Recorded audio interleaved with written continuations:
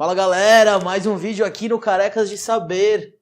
Hoje a gente vai ter uma aula sobre iluminismo. Um dos assuntos mais legais do nosso curso. Até agora você estava vendo formação das monarquias nacionais e estruturação do absolutismo, não estava? Vamos ver a contestação desse absolutismo.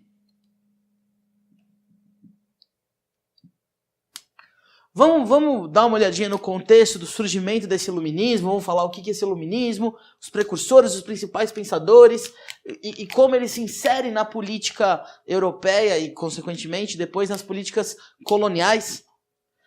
O iluminismo, ele é uma corrente de pensamento do século XVIII. Século XVIII, a gente está falando de idade moderna, a gente está falando de antigo regime, os regimes absolutistas.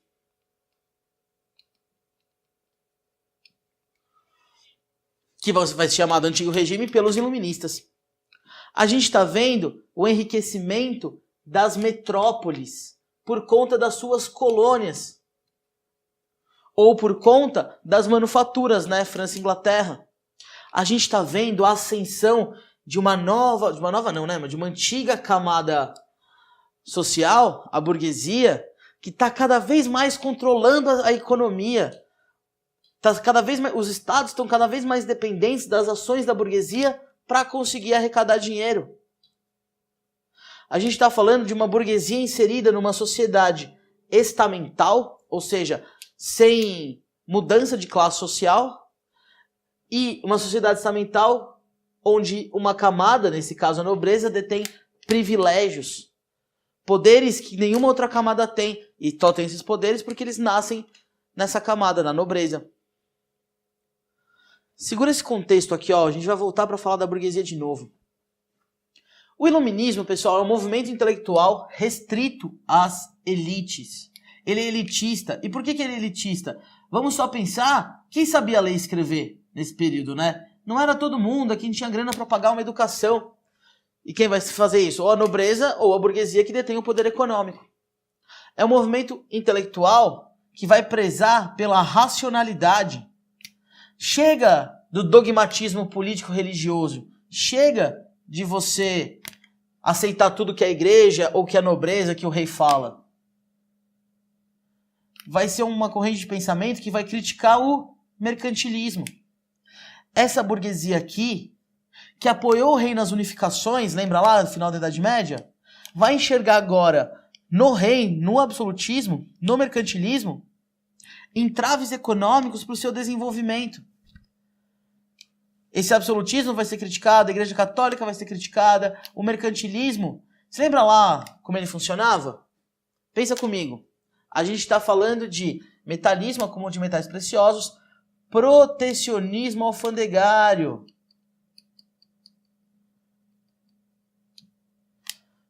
Todo país absolutista que adere ao mercantilismo vai começar a fazer esse protecionismo alfandegário. Mas ainda o rei vai controlar a economia. Isso vai ser completamente desagradável para essa burguesia, que vai buscar liberdade econômica. Pequeno spoiler aí para vocês. Então vamos lá, como é que funciona esse pensamento iluminista? Racionalidade, a razão é a explicação de todas as coisas. A gente vai ver o advento novamente da ciência, né, dos grandes cientistas. Vai falar de liberalismo, tanto político quanto econômico, vai falar do naturalismo. Vai falar do contrato social, né, do homem quanto os direitos naturais e inalienáveis. Não é à toa que o século XVIII vai ficar conhecido como o século das luzes. Porque o iluminismo, né, olha só, iluminismo vai iluminar o antigo regime, vai conseguir trazer racionalidade, luz é razão, a razão para a vida das pessoas. A gente vai ver o advento de uma porrada de coisa, vai falar de razão, de conhecimento, né, de estudo. Curiosidade, né, a palavra aluno vem desse sentido, aluno. Se você parar o sem luz, né, o cara que recebe a luz da razão depois através da da escola, né, dos estudos. Prefiro chamar de estudante, eu acho que é mais democrático. Bom, enfim. O iluminismo, por ser um movimento intelectual de elite, ele vai ficar muito restrito, né? Então ele não vai chegar à população mais pobre.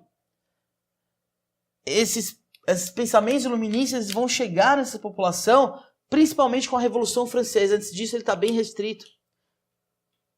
E quem que vai começar a pensar nisso, né? Quem vai ser os precursores, aqueles caras que começam a falar de razão e de direitos, para depois a gente chegar nos pensadores iluministas efetivamente? A gente começa com um carinha chamado Descartes, René Descartes. Vocês já ouviram falar lá do plano cartesiano, né? Aquele negócio de matemática mó chato, que você faz um bagulhinho assim, e aí você tem que fazer os pontos, aí faz a equação, blá blá blá. Parece, ó, um bagulho bizarro, né? Enfim, não interessa pra gente. Mas, ok. O Descartes, ele vai falar que a razão é o único caminho para o conhecimento. Que o homem é um homem racional e que ele precisa dessa razão acima de tudo. Ele vai escrever um livro chamado Discurso sobre o Método. É nesse livro que ele vai escrever uma frase extremamente famosa, você já viu em alguns lugares, cogito ergo sum, penso, logo existo. Se eu penso, eu consigo pensar, eu penso a minha existência, eu penso o que eu penso, então, portanto, eu existo. O meu pensamento é a prova da minha existência. O Descartes também vai criar um negócio muito importante para as ciências, conhecido como método científico. A ideia de você testar um fenômeno, todas as variáveis, para ver se você chega sempre no mesmo resultado, para aí você ter alguma certeza. A partir de agora, você vai provar as coisas através da ciência, e não mais através dos dogmas religiosos. A ciência agora é determinante, a ciência explica o homem, as ações do homem. Vai ser o advento aí de uma série de ciências enquanto fontes de estudo, né? História, por exemplo, enquanto método científico e tudo mais. Da hora, né? O Descartes é o primeiro, e a gente vai ver muitos outros no vídeo de hoje. Pessoal, dando continuidade àquele nosso papo dos precursores do iluminismo, vamos conversar um pouquinho sobre o John Locke. O John Locke, que vai ser considerado o pai do liberalismo político. O John Locke que vai, né, ser contemporâneo à Revolução Puritana. Lá na Inglaterra, que você viu num outro vídeo nosso, lembra lá? O John Locke, ele vai falar várias coisas. Uma das coisas que ele vai falar é, num livro deles chamado Segundo Tratado do Governo Civil, ele vai falar que o Estado deve garantir direitos naturais e inalienáveis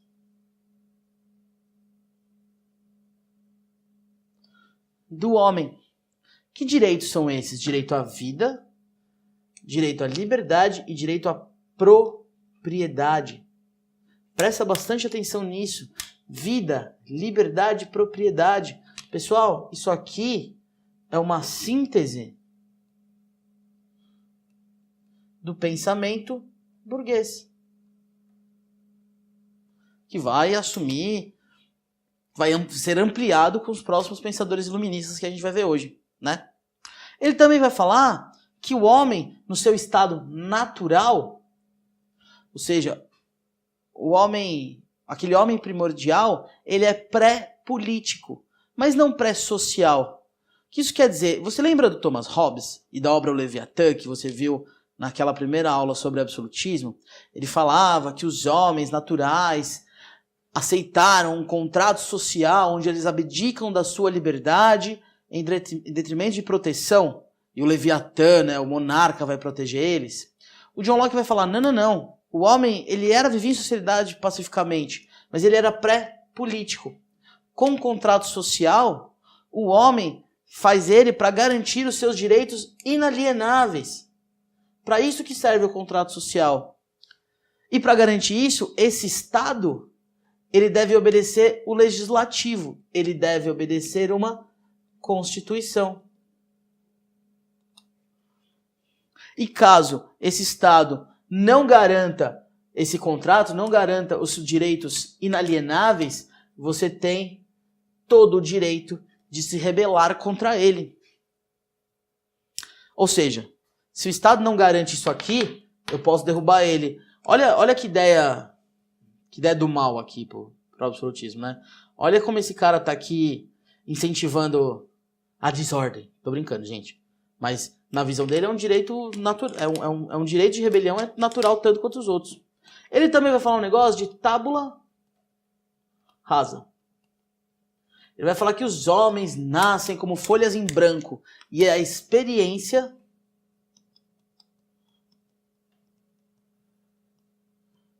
que vai ensinar tudo para essa tábua em branco do homem. Beleza? O outro precursor e o último que a gente vai conversar para falar efetivamente dos pensadores iluministas vai ser o Isaac Newton. Tá vendo isso aqui, ó? Isso aqui é uma maçã. Ah, mas não parece. É uma maçã. Beleza? Estamos entendidos? Obrigado. O Isaac Newton, aquele cara cuja maçã caiu na cabeça e aí ele vai pensar na experiência e vai falar da gravidade.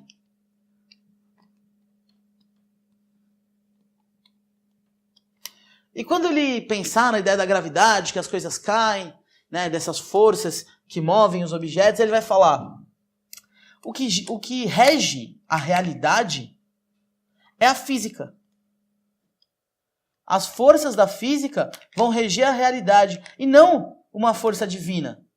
E que se existir um Deus, ele vai falar que não tem, mas caso exista um Deus, ele não interfere nessa realidade. É a física que faz isso, né? O pessoal da física aí curte muito ele. O Isaac Newton ele tem uma oposição ferrenha à igreja. Né? Uma questão de lógica. Se ele fala que a física está acima, governa a realidade em vez do divino, ele está falando que a razão é maior do que a fé. Só que o que a Igreja Católica fala? Que a fé está acima da razão. Ele é contra isso. Por ser contra essa noção de fé estar acima da razão, ele também vai ser contra esse apoio que a igreja dá ao absolutismo. Ele vai falar o seguinte: se existe um Deus, ele está acima de tudo, você não precisa da instituição Igreja Católica.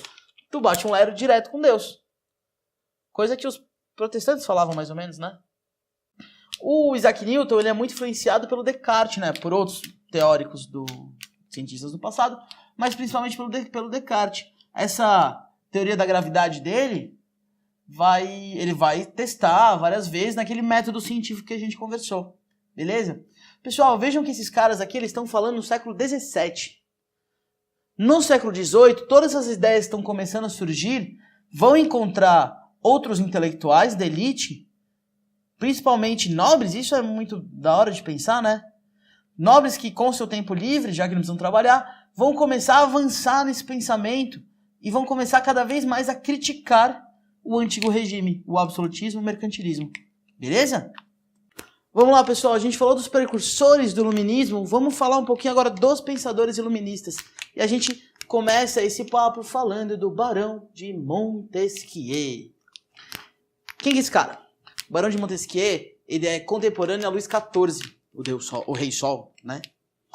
Ele vai escrever um livro chamado Cartas Persas, onde ele cria um personagem persa que supostamente tem contato com a corte do Luís XIV, faz várias críticas bem ácidas à corte do Luís XIV. Mas mais importante do que criticar o absolutismo, o Montesquieu ele vai escrever um livro chamado Do Espírito das Leis, onde ele vai propor que o poder, né, o poder de um Estado seja dividido em 3. A divisão dos 3 poderes, que você conhece quais são, né? Legislativo, executivo e judiciário.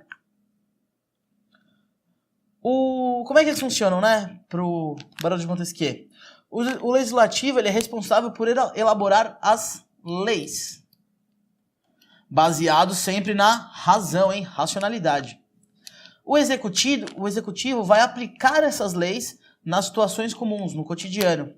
E o judiciário vai ser responsável por aplicar as leis em casos particulares, ou seja, quando é necessário algum tipo de julgamento, quando a lei ou não é respeitada ou você tem uma outra forma de lidar com ela. Vulgo quando ocorre algum crime ou algum outro tipo de problema, não necessariamente só crimes. Dica. Quer lembrar do que o Montesquieu fala? Montesquieu não fala de 3 poderes? Montesquieu, 3 poderes. Montesquieu, 3 poderes. O Montesquieu, ele vai dar a base do que as constituições vão fazer para limitar o poder do rei. Presta atenção, antes todos esses poderes ficavam na mão do rei. Quando você divide em 3 poderes independentes e que se fiscalizam, você limita o poder do rei. Muitas constituições, para não falar todas as constituições que buscam esse liberalismo político, essa limitação do controle do rei da política, vão trabalhar com 3 poderes. Menos o Brasil. A gente vai ter um 4. Mas isso é de outro vídeo, né? Bom, vamos para o Voltaire. O Voltaire, ele vai escrever as chamadas cartas inglesas. Ele vai ser extremamente influenciado pelo John Locke. Ele vai falar de uma monarquia esclarecida, de uma monarquia que vai garantir alguns princípios iluministas. Mas eu vou deixar isso aqui especificamente para falar no final do vídeo, quando eu falar de despotismo esclarecido, tá? Mais importante do Voltaire é a noção de liberdade de expressão. O Voltaire vai falar assim: posso não concordar com nada do que você diz, mas lutarei até a morte o seu direito de dizer. Ou seja, ele está falando que um rei, que um Estado não pode impedir você de falar. E quando ele está falando de falar, é falar o quê? De questionar. De criticar. Questionar e criticar quem? Questionar e criticar o próprio Estado. Toma cuidado, né? O Voltaire não está falando que você tem liberdade para ficar falando mal dos outros, nem para ficar xingando os outros, né? Isso não tem nada a ver com ele. Está falando de liberdade de expressão no sentido de poder questionar o Estado, questionar o rei, ou o governante, ou quem quer que seja. Beleza? Pessoal, nosso último pensador do iluminismo, do pensamento iluminista político, vai ser o Rousseau. O Rousseau que vai ser tratado muitas vezes como anti-iluminista. Aí você vai virar para mim e falar, quê? Como assim? Não vamos esquecer que o iluminismo é uma corrente de pensamento burguesa. O que o Rousseau vai falar nas obras dele vai justamente contra esse pensamento burguês, né? Mas, enfim, vai contra a corrente desse pensamento burguês, mas também vai contra o absolutismo. O que o Rousseau fala? Na primeira obra dele, o Rousseau vai falar que o progresso não traz felicidade, que na verdade a sociedade corrompe o homem. Progresso e felicidade não são iguais, como se estava pensando no iluminismo, né? Nesse avanço, na ciência e tudo mais. Ele vai falar que a felicidade está no homem natural, o homem que não foi corrompido pela sociedade, o chamado bom selvagem. Que nem aparece lá no Robinson Crusoe, no livro. Na segunda obra dele, olha o que o Rousseau, no século XVIII, está falando. Na segunda obra dele, ele vai falar que a propriedade privada é a origem de toda a desigualdade. E ele vai ser bem irônico, ele vai falar assim, porque o primeiro homem que pensou em cercar uma terra e falou que era dele, convenceu os outros homens disso, é um gênio. Porque a partir do momento que você tem a propriedade privada, que uma coisa pertence a alguém, não vai poder pertencer a outra, não vai poder pertencer a todos. Ou seja, alguém vai ficar sem. E se alguém ficar sem, você está falando de desigualdade, você está falando que não existe igualdade nem social, nem econômica. E criticar a propriedade privada é um bagulho bem anti-pensamento burguês, né? Se você parar para pensar um pouquinho. E por último, ele vai ser um contratualista, ele também vai falar de contrato social. Mas o Rousseau, ele avança nessa ideia de contrato social. Ele vai falar o seguinte, existe o cidadão, ou conjunto de cidadão. Ele vai investir poder, ele vai dar poder, esse poder vai emanar dos cidadãos para o governo. E esse governo tem um objetivo, garantir os interesses desses cidadãos. Se esse governo está atendendo esses interesses, está tudo bem. Se não tiver, os cidadãos, por investir poder no governo, podem tirar esse poder e podem se rebelar e colocar um outro governante no lugar. Ele vai falar que não faz sentido um homem abdicar da sua liberdade para que alguém o governe. Seja numa monarquia, seja numa monarquia constitucional. Para o Rousseau, renunciar à liberdade é renunciar a ser um humano. Ou seja, você tem que ter liberdade para trocar esse governo se ele não atende às suas necessidades. Ele vai falar de um processo democrático.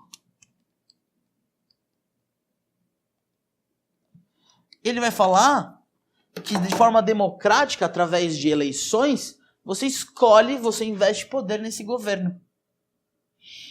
Muito louco pensar, né? Século XVIII já se falava disso. Beleza? Muito bem, pessoal. Vamos conversar um pouquinho sobre o pensamento econômico do iluminismo? A gente tem dois grandes pensadores principais, né? Esse aqui é mais rápido. A gente vai ter o fisiocratismo, que o principal expoente vai ser o Quesnay, na França. E o fisiocratismo, ele vai falar que a economia devia ser livre. Que a economia não devia sofrer a intervenção dos reis. Portanto, você não tinha que ter cobrança de impostos, nem dificuldades, imposições econômicas pelos reis. Ele vai falar do laissez-faire, laissez-passer. Deixe ir, deixe passar. Vai falar da livre iniciativa do mercado. Se o mercado quiser produzir alguma coisa, ele vai produzir, ele vai vender, e se não for lucrativo, ele vai parar. Para o fisiocratismo, a riqueza era baseada na agricultura. Porque para o fisiocratismo, a agricultura produz. A indústria só transforma e o comércio vende. Então, se você tem uma grande produção agrícola, o seu país, o seu reino, tem muita riqueza. Lembrando que o fisiocratismo é principalmente um modelo de pensamento francês. Já na Inglaterra, a gente vai ter a escola clássica ou escola liberal, que vai ser encabeçada pelo Adam Smith, que vai escrever uma obra chamada A Riqueza das Nações. E na Riqueza das Nações, o Adam Smith vai falar que a riqueza de uma nação, na verdade, é o trabalho. O quanto ela consegue produzir. E isso vai ser uma defesa das manufaturas e da industrialização. Não interessa quanto de produção agrícola meu país tem, contanto que eu consiga comprar de algum lugar. Ele vai defender a divisão do trabalho, não só na própria fábrica, mas também no mundo. Ele vai falar assim, ó, se eu comprar de algum lugar, não tem problema, contanto que eu produza alguma coisa com esse gênero agrícola, ou com esse gênero primário. Com essa divisão do trabalho, você vai garantir mais tempo e, portanto, mais produção, ou seja, mais riqueza. O Adam Smith, ele vai pegar essa noção do laissez-faire, laissez-passer e vai aplicar na teoria da mão invisível. De acordo com Adam Smith, existe uma mão invisível. Essa mão invisível é reguladora do mercado econômico. É a capacidade do mercado de se autorregular. E o que é essa mão invisível? Para o Adam Smith, é a lei da oferta e da procura. Vamos lá, você já sabe como é que isso funciona, né? Se eu tenho um produto com pouca procura, o que acontece com o valor dele? Abaixa. Mas se eu tenho um produto com muita procura, o que acontece com o valor dele? Sobe. Por Adam Smith, isso vai funcionar para tudo. Vai funcionar para o quanto vai se produzir, para o que vai se produzir, para quanto vai se pagar de salário. Para ele, se o mercado vê a necessidade de um produto, alguém vai produzir ele, alguém vai enxergar essa necessidade e vai produzir ele. Se essa necessidade diminuir, vai começar a diminuir a produção até ela desaparecer. Se você tem muitos trabalhadores e pouco emprego, o valor dos salários cai. Mas se você tem poucos trabalhadores e muito emprego, o salário desses trabalhadores sobe. Para Adam Smith, o Estado ele tem que ficar fora. A economia se regula sozinha, mano. O rei, o Estado não intervém nessa bagaça. Ele não se mete nesse negócio. A gente vai ver que isso vai dar ruim na crise de 29, né? Mas isso é um papo pra vocês terem com a Giovana, não comigo. Beleza? Pessoal, isso aqui é rapidão, né? Essa noção do liberalismo político que a gente viu, do liberalismo econômico, vai ser muito presente nas críticas ao absolutismo e na construção dos estados pós-iluminismo. Beleza? A gente só vai falar de mais duas coisas nesse vídeo, que vai ser Despotismo Esclarecido e a Enciclopédia. Vamos aí? Para terminar a aula de hoje, gente, vamos ver um pouquinho como esse iluminismo, com todo esse pensamento científico, político, econômico, se junta. Ele vai se juntar num empreendimento gigantesco, proposto por um filósofo e um matemático, o Diderot e o D'Alembert. Eles vão criar um conjunto de livros gigantesco que se pretende conter todo o conhecimento produzido pelo homem, conhecimento científico. A gente está falando de enciclopédia, que foram 35 volumes, que demoraram mais de 20 anos para ficarem prontos, contaram aí com 150 colaboradores. Olha que muito louco, né? Esse iluminismo juntou humanas e exatas. E aí você nessas tretas de internet. Ô, exatas, ó, nós da humanas é só amor. Presta atenção. Essa enciclopédia aqui, ela se propõe a espalhar o pensamento científico pelo mundo, a levar as luzes às pessoas. Olha como o iluminismo é elitista. Quem tinha acesso a comprar tanto livro numa paulada só e sabia ler? Praticamente ninguém. Então, essa proposta é maravilhosa, mas ela é limitada.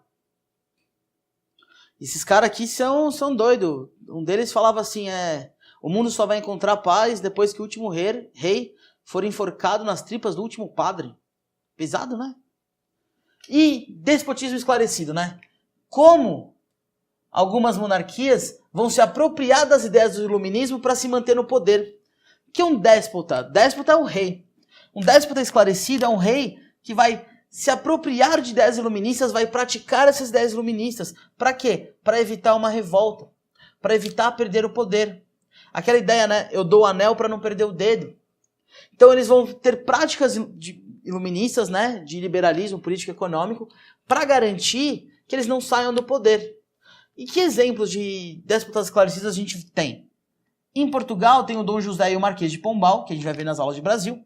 Na Espanha tem o Carlos III. Na Prússia o Frederico II. E vai ter em outra porrada de lugares, primeiros ministros, reis, que vão se apropriar do iluminismo novamente para não perder seus reinos. Beleza? Pessoal, obrigado pela atenção. Esse foi um videozinho aí mais longo, mas espero que vocês tenham curtido.